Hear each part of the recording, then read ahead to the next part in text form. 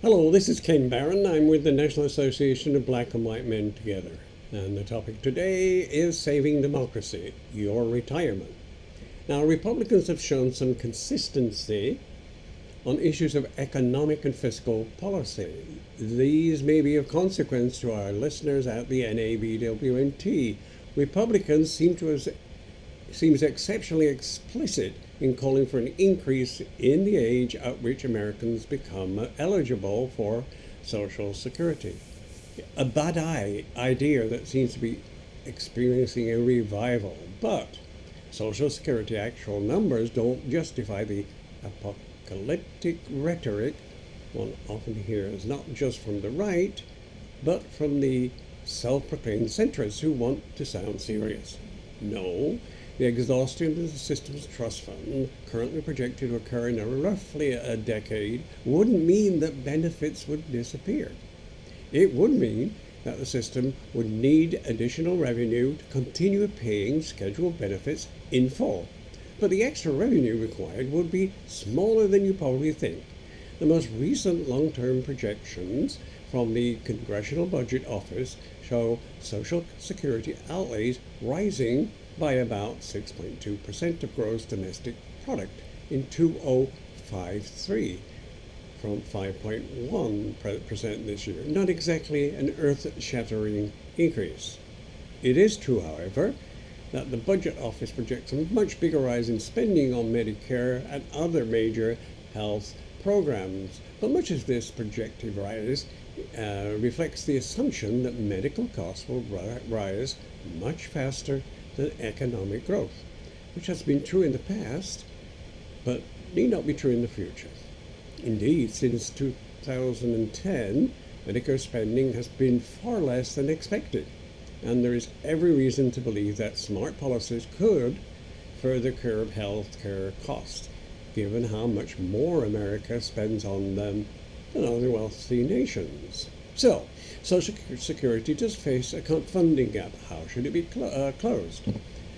Anyone who says that the retirement age should rise in line with increased life expectancy is being oblivious, perhaps willfully, to the grim inequality of modern America.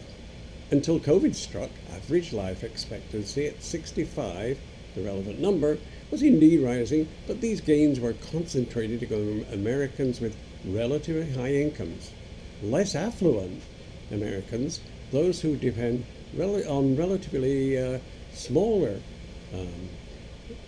incomes, have seen little rise in life expectancy and in some cases actual declines. So anyone invoking rising life expectancy as a reason to delay Social Security benefits is, in effect, saying that aging janitors, for example, must keep working or be cast into extreme poverty because bankers are living longer.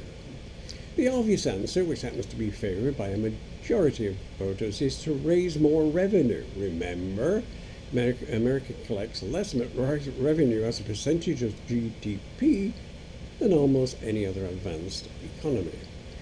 But many Republicans want to cut income taxes.